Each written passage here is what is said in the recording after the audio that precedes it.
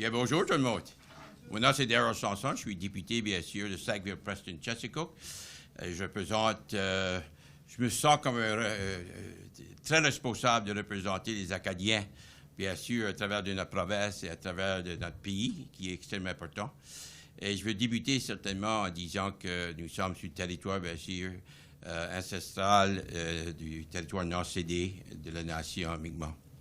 Avec nous aujourd'hui, bien sûr, on a mon collègue, le ministre Miller, Immigration, réfugiés et citoyenneté. Et ça me fait énormément plaisir de l'avoir ici, sur notre terrain, le berceau de l'Acadie, comme vous savez, et très content de vous voir en Grenoble. Parce que c'est très important, on célèbre, comme M. Miller a pu voir hier soir, le Congrès mondial. Et puis, l'action est bien intéressante depuis le 8, et on va continuer jusqu'au 18. Et je suis extrêmement fier des activités qui se passent face à cela. Mais mon collègue, M. Miller, je dois vous dire, c'est une personne que j'apprécie beaucoup. Et je ne dis pas juste ça à cause qu'il est de mes côtés. Ceux qui me connaissent savent que je peux être assez critique. C'est toujours constructif, mais je peux être critique quand il faut l'être. Mais il y a une personne ici que je suis bien fier d'eux parce que c'est une personne qui écoute. C'est une personne qui analyse et c'est une personne qui livre la marchandise. Et c'est que de mieux d'avoir et de l'avoir pour l'immigration. C'est extrêmement important pour notre pays. Comme vous savez bien, notre pays compte sur les immigrants. Mais c'est extrêmement important également pour les francophones.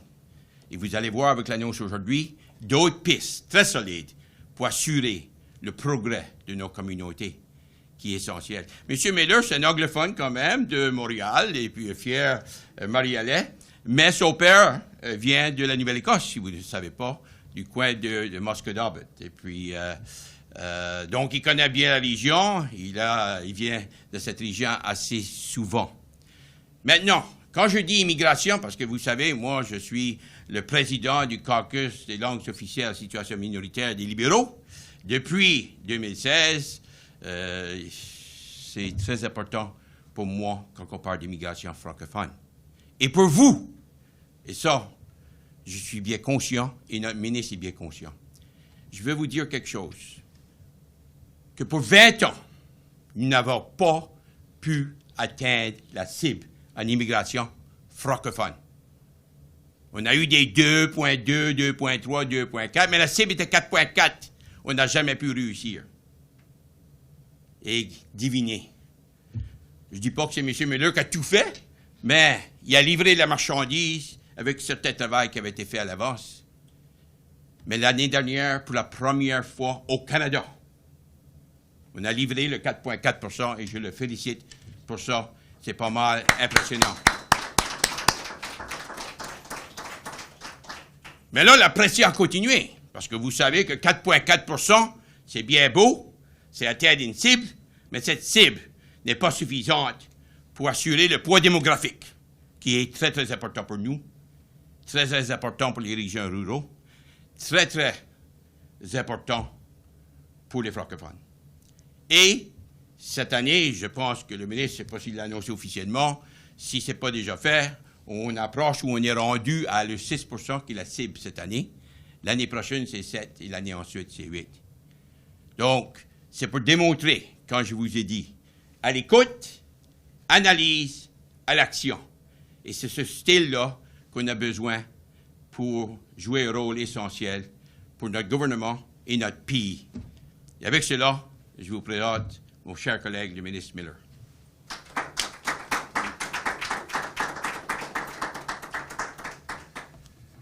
Bonjour à tous. Très ravi d'être ici aujourd'hui avec mon collègue Darrell Sanson dans le cœur de l'Acadie, dans le berceau d'un peuple si fier, acadien.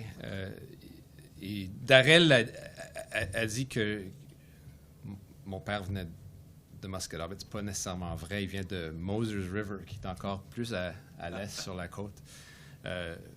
Mais il a quitté ce beau village dans les années 50 pour aller étudier, faire son doctorat en histoire canadienne. Puis s'est ramassé à Montréal. Moi, j'ai du sang acadien, du Boutillier. Ah oui. Mais l'histoire en est une qui est très similaire à d'autres Acadiens qui ont été assimilés et qui ont perdu leur langue. Et ce n'est qu'à cause de mes parents qui m'ont envoyé uniquement à l'école française francophone au Québec, à Montréal, que je parle français aujourd'hui. Puis j'ai continué mes études jusqu'à la maîtrise en français. C'est pas tout le monde qui peut faire ça à travers le Canada. C'est faisable au Québec, dans certaines régions du Canada. Mais le processus d'assimilation est réel, vrai, et fouette plusieurs communautés comme celle-ci, comme les gens à qui je parle en région, dans une mer d'anglais, non seulement au Canada, mais en Amérique. Donc, il faut être vigilant. J'ai un devoir primordial, comme ministre de l'Immigration, d'assurer la pérennité des communautés francophones, surtout en dehors du Québec. C'est un devoir qui n'est pas facile, et c'est un devoir où, je dirais, le gouvernement fédéral a failli à ses devoirs pendant très longtemps. De peine et de misère, on a, comme Darrell l'a très bien dit, atteint le 4,4 % de l'immigration l'année dernière, mais ce n'est pas assez. Évidemment, Darrell, comme vous le savez, vous l'entendez, quand il parle, les gens l'écoutent. Je n'ai pas besoin d'avoir lui sur le dos 24 heures, 7 jours sur 7. Mais j'ai entendu ses revendications, puis les revendications de ses collègues libéraux, mais aussi d'autres partis qui ont le fait français à cœur. L'année dernière, j'ai annoncé, côté volume d'immigration, une augmentation cette année à 6 %, ce qui est quand même une augmentation de 50 %, 7 % l'année prochaine, 8 % l'année d'après. Donc, c'est le double de ce qu'on faisait, puis qu'on atteignait de peine et de misère. On a beaucoup de travail à faire. Et on ne peut pas juste être dans le volume. L'immigration, c'est une chose, c'est indispensable aux communautés comme ici, comme à Caraquet, où j'ai lancé notre politique francophone, où il y a 40 initiatives séparées qui ont été très bien accueillies, mais qui sont indispensables à faire ça de la bonne façon. On ne peut pas juste être dans le volume, on ne peut pas juste mettre 8 % du total au centre-ville de Toronto, parce que dans 60 ans, 2 générations, il y aura ce processus d'assimilation. Il faut bien le faire. J'ai entendu aujourd'hui de plusieurs gens cette importance de régionalisation. Et c'est ce qu'on fait aujourd'hui. Donc, aujourd'hui, dans le contexte du fait que je veux assurer avec le travail de mes collègues aux provinces la pérennité des communautés francophones, j'annonce 2 choses. De un, l'augmentation de 10 communautés accueillantes, il y en a 14 déjà à travers le pays, de 10 communautés accueillantes qui vont pouvoir aider à épauler les gens quand ils s'intègrent, surtout en région, à travers le Canada. Je vais nommer ces communautés parce qu'elles sont importantes, sont à travers le pays, mais il y en a à peu près la moitié qui se trouvent dans les Maritimes. D'abord, en Colombie-Britannique, la communauté de Nanaimo. Au Manitoba, la région de Rivière-Rouge. En Nouvelle-Écosse, chez Dican. J'y serai demain. Donc, c'est une belle nouvelle. On a déjà la région évangéline aussi, donc aucune addition dans la région évangéline. Au Nouveau-Brunswick, la région de Belle Bay, ce qui inclut Bathurst et la Première Nation de Pabineau. À Caraquet, bien évidemment, ce qui inclut la rivière du Nord et Haute-Terre. La région de Restigouche-Ouest. Au Saskatchewan, Prince-Albert. En Ontario, Cornwall, le district de Cochrane et London, bien évidemment. Donc, c'est une belle nouvelle pour ces communautés. Ça va assurer, avec le financement qu'on va leur donner, qu'il y a la possibilité de bien accueillir des gens qui s'établissent en région, parfois pour la première fois au Canada. Donc ça, c'est la première nouvelle. La deuxième nouvelle, et on parle encore de structure, c'est un projet pilote pour les universités, les institutions comme Sainte-Anne, de pouvoir assurer que les étudiants internationaux qu'ils accueillent ici d'expression francophone puissent avoir un accès accéléré à la résidence permanente. Sachez qu'étudiant international, quiconque étudie comme étudiant international au Canada n'a pas nécessairement le droit d'accéder à la résidence permanente. Par contre, pour ces gens, dans le contexte de notre projet pilote, puis ça va être 2000, peut-être 2300 personnes, un accès accéléré à la résidence permanente. Pourquoi? Parce que ce sont des gens qui, évidemment, parlent un français impeccable, qui étudient dans des institutions postsecondaires au Canada d'expression francophone, de vocation francophone, et qui vont avoir 2, 3, même 4 ans de début d'intégration dans le beau pays qui est le Canada. Donc, c'est une initiative qui est très importante parce que ça amène encore une structure au volume que j'ai annoncé qui est quand même assez ambitieux. Donc, c'est ça l'état des choses aujourd'hui dans le contexte des 2 annonces. C'est une bonne nouvelle pour les gens qui ont à cœur le fait français et les communautés francophones à l'extérieur du Québec. Une belle annonce pour le Canada. On a un défi comme pays de s'assurer la pérennité, oui, de ces communautés, mais la pérennité de notre identité nationale, qu'est le bilinguisme. Évidemment, en ce qui a trait au français, encore des initiatives qui sont à faire. J'en aurai beaucoup plus annoncé dans les mois à suivre, mais c'est un bon début et puis c'est un excellent début pour les communautés qui vont en bénéficier, surtout les personnes qui vont s'intégrer dans des milieux francophones et pouvoir s'épanouir dans ces belles communautés comme celle où je suis aujourd'hui avec mon ami Darrell. Donc, je vous remercie infiniment et je terminerai là-dessus. Et je suis très impatient de prendre vos questions. Thank you, everyone.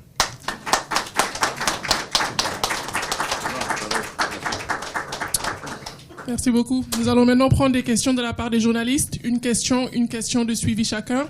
Veuillez mentionner votre nom et le média que vous représentez. We will now take questions from the media. One question, one follow-up each. Please state your name and the outlet you represent.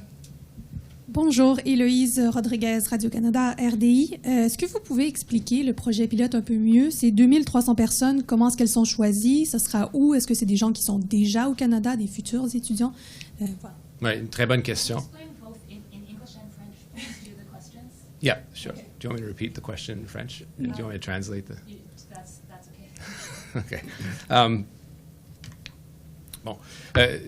Donc, le projet pilote vise à peu près 2000 personnes. Ce sont des personnes qui sont présentement ici ou qui viennent dans l'année à suivre. Donc, ces gens-là seraient éligibles. Il y a une étape additionnelle à franchir, notamment de s'assurer que ces gens-là sont bien encadrés, donc un travail avec les institutions qui seront visées, qui feront partie du projet pilote. Donc, un processus qu'il va falloir ratifier avec les institutions elles-mêmes pour assurer que les gens-là qui vont être choisis sont choisis de la bonne façon et que les institutions elles-mêmes vont pouvoir les épauler et les appuyer. Donc, il y a un travail supplémentaire à faire, effectivement, à ce niveau. On veut s'assurer, j'ai le choix, j'aurais peut-être le choix de donner la résidence permanente accélérée à quiconque parle un certain niveau de français. Mais je pense que les institutions elles-mêmes ont une responsabilité de s'assurer que ces gens-là sont bien appuyés, bien entourés dans leur contexte d'intégration au Canada. Donc, c'est du nouveau dans le domaine. Je serais prêt, en fait, à l'élargir s'il y a un succès, même tentatif. Mais pour l'instant, ça va prendre, puis on en a parlé ce matin, ça va prendre l'implication intime des institutions en particulier, puis on va signer des ententes avec eux pour s'assurer que les gens qui viennent ici sont bien entourés et qui ont par conséquent l'accès à la résidence permanente. Sorry, the pilot project, and I was trying to give some context to your colleague, is one that's new. I could have given accelerated permanent residency to people with a certain level of French. It would have been a much broader category. But in this context where we are giving an accelerated pathway to permanent residency for people that are international students, in the context of the integrity challenges that we're facing with the program generally, we want to make sure that the institutions are properly supporting those people generally, whatever student comes here and is paying the fees that they're paying. But we also want to make sure that the candidates that are chosen are ones that are done in conjunction with the institutions that take up this offer. So we have some memorandum of understanding that we're going to have to sign with them to make sure that this happens. I could make it quite broader if it works or if I have a tentative feeling that this is something that is successful, because we do have to make sure that we are reaching our Francophone levels. So it's something I'll be watching actually quite closely in the next little while. It'll apply to people in current school year or ones coming in. Again, that's the work that we have to do with the institutions in question. Et en question de suivi, donc justement, avec des cibles d'immigration aussi ambitieuses, est-ce que 2000 personnes pour un projet pilote, c'est suffisant? Ben, c'est la limite légale des projets pilotes. C'est la raison pour laquelle je regarderai ça de façon très intense, non? Parce que je veux, si c'est un succès, même si j'ai l'impression que ça va être un succès, je suis prêt à le bonifier. If we could do answers in both languages. Yeah. Thank you, Minister. On a different topic, actually, your government has said it's reviewing the timeline of events in the terror case in Toronto. Wondering what that has uncovered. So, look, I'd like to give you a better answer, frankly, today, and I don't have one better than the one I'm about to give you. The reality is I want to know exactly what happened, when, and how. That is something I have ordered my deputy minister to undertake with my department, to look at the timeline at which the individual in question got their permanent residency and citizenship, who knew what, when, and how. I hope to be able to provide answers in a relatively short timeline about what happened. I'm as disgusted as any Canadian, but I have a responsibility to get to the bottom of it. And I will. The information that I can share in the context of criminal proceedings may be limited, but I want to make sure first and foremost that Canadians are safe and that we do not compromise an ongoing court case. But again, I think Canadians deserve answers. I'm going to get to the bottom of it. I'm also going to take the next step, which is to start the preliminary work with the evidence at hand to look at whether the individual in question's citizenship should be revoked. Je vais le faire en français aussi. Je suis aussi dégoûté que tout autre Canadien qui est au courant des faits. Je ne l'ai pas dit en anglais, je vais le dire en français, mais d'abord, j'aimerais souligner le travail impeccable qu'a fait la police pour assurer qu'il n'y a pas eu un attentat, qu'il n'y a pas eu un événement terroriste au Canada. C'est excessivement important. I just wanted to first, and I didn't say it in English, highlight the fact that the police did an exceptional job in making sure that there was not a terrorist event in Canada that was executed. J'ai la responsabilité comme ministre de l'Immigration de m'assurer que les Canadiens savent exactement ce qui s'est passé, quand et comment, quant à l'accès à la citoyenneté, à la résidence permanente de cet individu.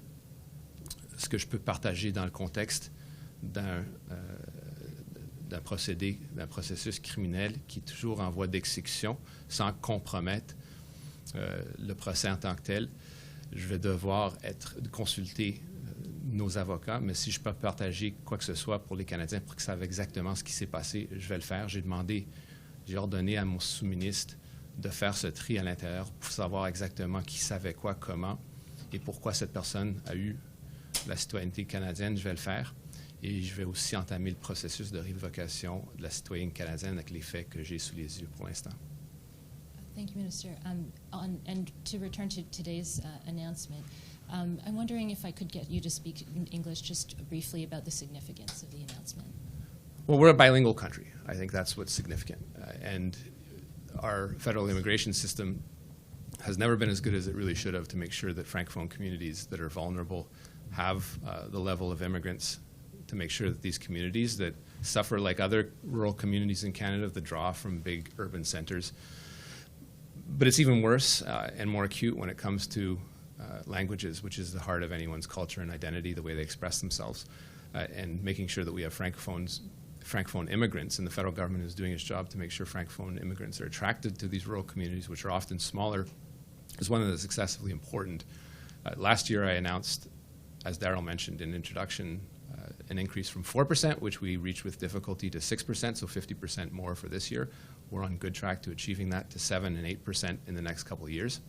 But it can't just be a question of volume. It has to be a question of integration and proper supports, what the federal government can only partially achieve, but we need to make sure that these communities are well supported. So today I'm announcing 10 more communities that is part of our Welcoming Communities program. There are 24 across the country that do welcome Francophones as their first experience in Canada. It's important that they have the proper support when they're getting into those communities. So we announced 10 more, about a third to half of which are in the Maritimes. And then the project pilot that you asked me a question about, which is to make sure that students that are in a Francophone institution, it makes sense they're coming here to study in French and get their first exposure to being integrated to Canada through a post-secondary institutions, have an accelerated pathway to permanent residency. this is part of the structure that we need to continue to impose as we increase the numbers of volume of people that come in here, because it can't just be a volumes number where everyone goes to a large urban center and then integrates into a largely Anglophone environment. So I think these are important for our national identity, or they're equally, if not more important, for the communities that are depopulating and need immigration. Immigration is one of the answers, but it's not the answer to everything. But it is indispensable to this discussion. And that's something I'm proud of and I'll continue to work on. And I think our government will continue to push as we make sure that we have thresholds for communities that are Francophone speaking outside Quebec, that they have that vitality they've been asking for so long. Thank you.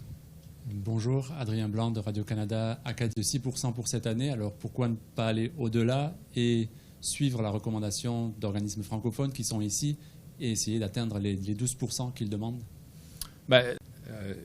C'est que je vais le faire, mais je vais le faire de la bonne façon. Je l'ai dit très clairement en annonçant les taux l'année dernière, que je voulais pas faire du n'importe quoi. Je ne veux pas piger dans l'inventaire, puis simplement atteindre le volume. J'ai dit aussi très clairement qu'autant augmenter les objectifs. On a un défi d'intégration, et puis je l'ai entendu très clairement quand j'ai lancé notre politique francophone à Caraquet. Il y a des défis d'intégration qui dépassent la capacité effective du gouvernement fédéral, et surtout dans des communautés qui sont plus petites, qui ont peut-être le logement qui est nécessaire, les travaux. La bonne façon d'intégrer quelqu'un, c'est de s'assurer que cette personne ait une job. Ce n'est pas toujours le cas dans des régions qui parfois souffrent. Et donc, réel ici aujourd'hui, là où nous sommes, autant que ça l'est à Prince-Albert, où j'étais il y a 2 jours, ou même à Caraquet, où on peut passer notre journée en français. Évidemment, parfois dans une région de London, ont besoin d'apprendre l'anglais simplement pour pouvoir compléter leur journée. Alors, il y a des défis qui sont uniques à certaines communautés, il y a des défis qui sont communs. À augmenter les taux si j'ai cette confiance qu'on peut le faire de la bonne façon. Et puis, je voulais dire, au récent rapport de l'ONU qui a comparé la situation des travailleurs étrangers au Canada à une sorte d'esclavage moderne. Comment est-ce que vous réagissez à ce rapport-là? De façon très colorée, et je résiste à cette caractérisation. Je pense que c'est difficile pour quelqu'un qui... puis j'ai rencontré beaucoup de gens qui ont dans leur emploi des travailleurs étrangers temporaires. Il y a eu même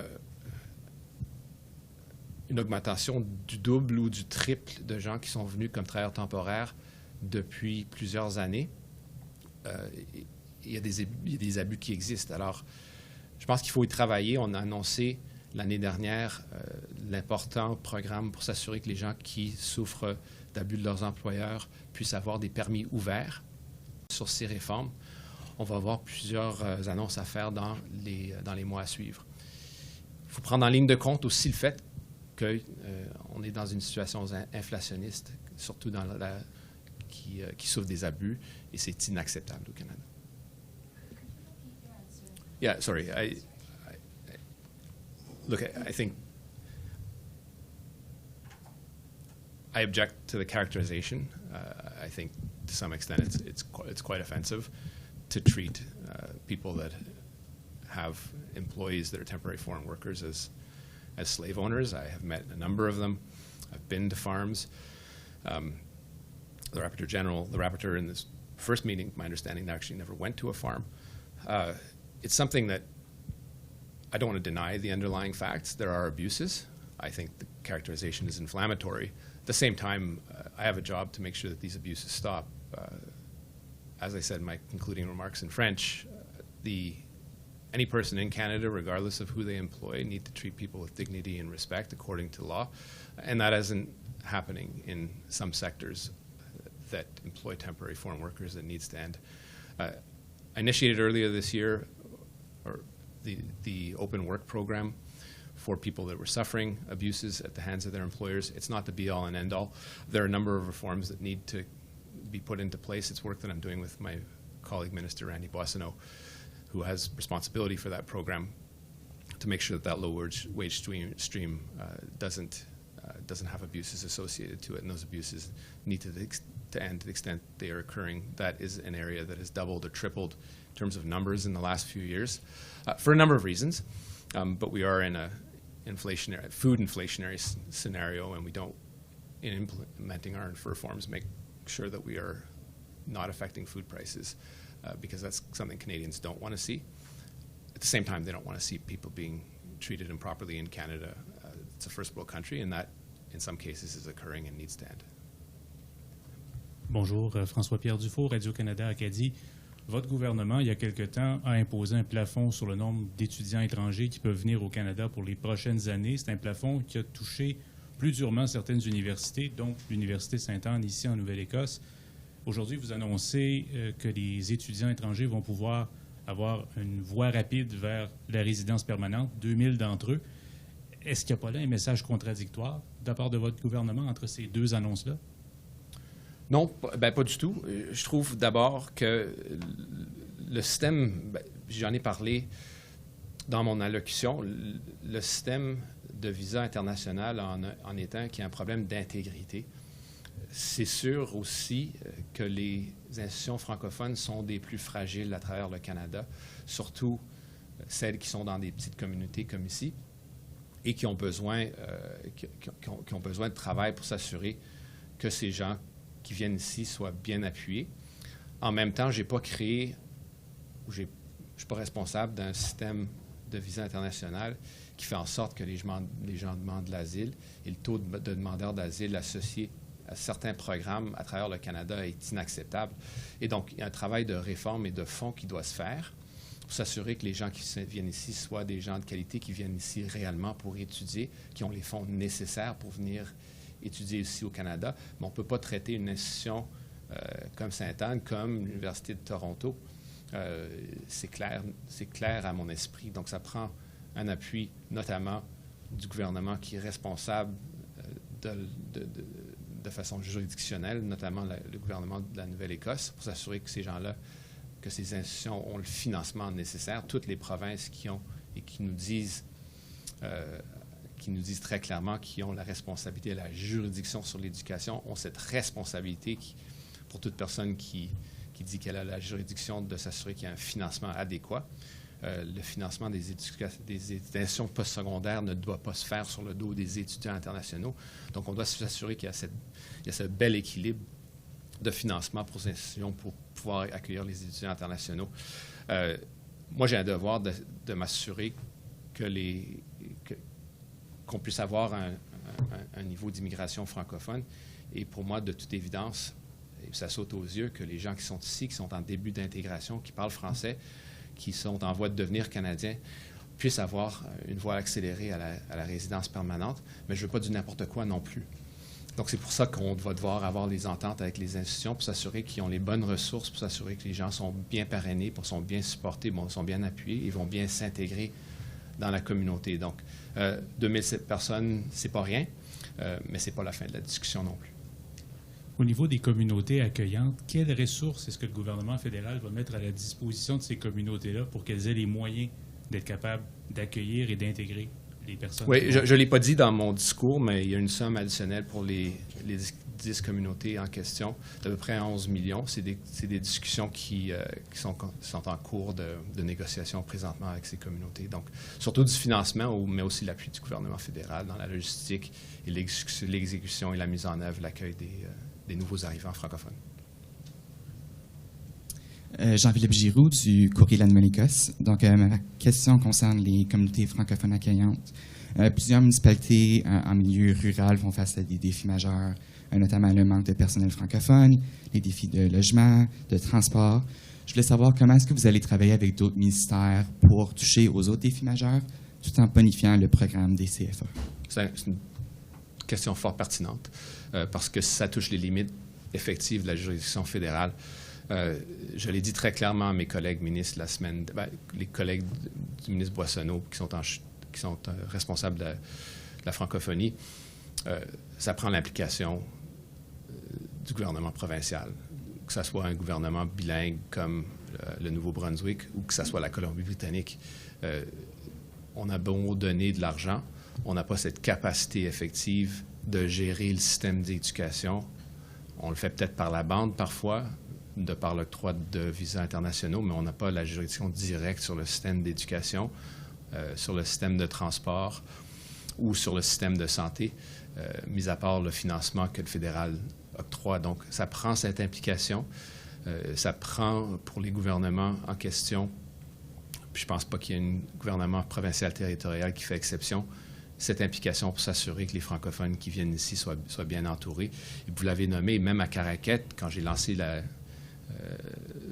stratégie francophone, avec 40 mesures concrètes du gouvernement fédéral, ce qui manque, c'est l'implication du gouvernement provincial dans des enjeux, le transport, le logement, l'éducation, évidemment les soins de santé, et avec l'augmentation du gouvernement, de l'implication du gouvernement fédéral dans la petite enfance, des éducateurs de qualité qui vont pouvoir enseigner, dans ce cas-ci, en français. Donc, c'est une partie de l'histoire.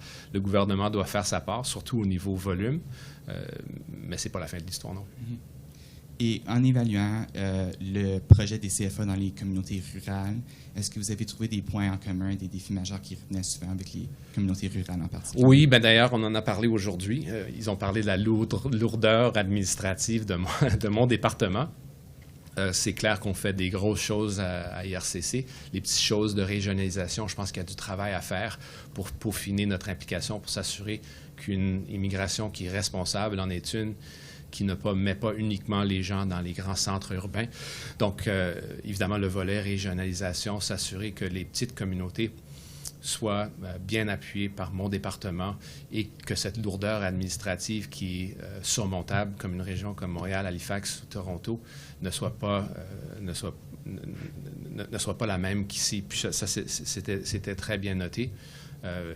C'est quelque chose que j'entends à travers le pays, notamment que je sois à Yellowknife ou que je sois ici, c'est qu'il y a une importance de s'assurer, de un, que le marché du travail soit bien arrimé avec les demandes d'immigration et que l'accompagnement soit plus approfondi du gouvernement fédéral. Comme je le dis, on ne peut pas tout faire, puis l'immigration, ce n'est pas la réponse à tout, mais c'est une grosse partie de la réponse en ce qui a trait à la dépopulation, puis l'importance de pouvoir combler des travaux, surtout en régions qui sont très différentes de ce qui peut se trouver au centre-ville d'Halifax. Merci. Y a-t-il un journaliste que j'ai manqué? Is there a reporter I forgot? You already asked the questions. We can go again if you want. I've got lots of time. I mean, if we go, okay. Thank you, Minister. I have some questions from my colleagues in Ottawa.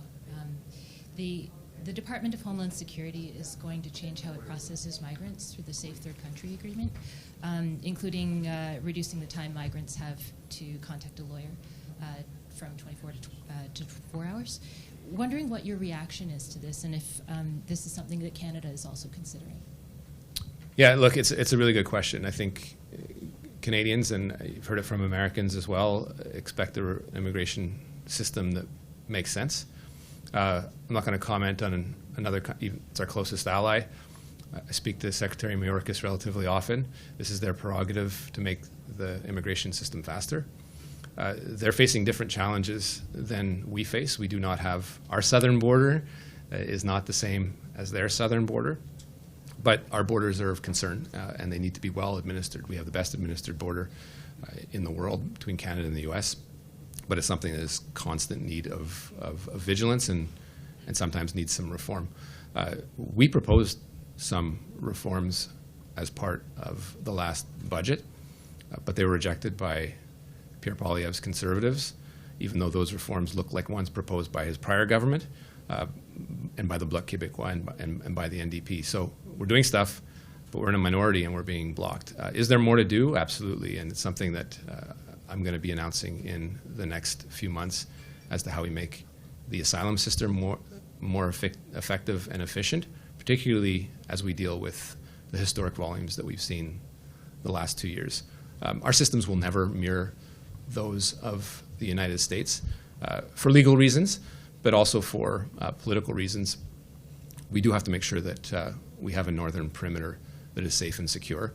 And so I'm not going to comment directly on the individual measures, but any reforms to the asylum system that follow the rule of law are ones that are important. And given the volume that we face at the Immigration Refugee Board, I also want to see things accelerating as well. So hopefully some measures to announce in the next little while. And we really, truly hope that the other parties in Parliament don't oppose that. Je vais maintenant me tourner vers le député Sanson pour les mots de la fin. I will now turn to MP Sampson for any closing remarks. Bien, merci beaucoup. Comme vous savez bien, M. Miller qui a partagé avec vous 2 stratégies très importantes. Il faut continuer à travailler. Comme je vous ai dit au début, M. Miller, quand je fais appel à son service, que ce soit francophone ou pour ma communauté à Sackville-Preston-Chesico, il est toujours là pour aider. On travaille en étroite collaboration. Être ici aujourd'hui parmi vous, il y a juste 2 universités francophones qui existent en Atlantique et on est ici à eux pour non seulement reconnaître et faire des annonces, mais être permis ensemble pour le Congrès mondial est très important. Hier soir, M. Miller a eu l'occasion de faire une présentation ou de parler de l'immigration à Pine Resource à Digby. Et ce matin, j'étais avec M. Champagne également pour le développement économique. Donc, il y a des très, très bonnes choses qui se font. D'avoir autant de ministres ici présents pour pouvoir partager les initiatives de notre gouvernement, surtout ceux ciblés pour les Acadiens et les francophones ici dans les Maritimes ou en Nouvelle-Écosse ou au Canada, c'est quelque chose qui est très important. C'est remarqué et j'apprécie beaucoup cela et le fait que vous êtes ici. J'apprécie toujours, comme j'ai dit, mon collègue M. Miller. Salut, merci. Ceci conclut la conférence de presse. This now ends this press conference. Thank you, everyone.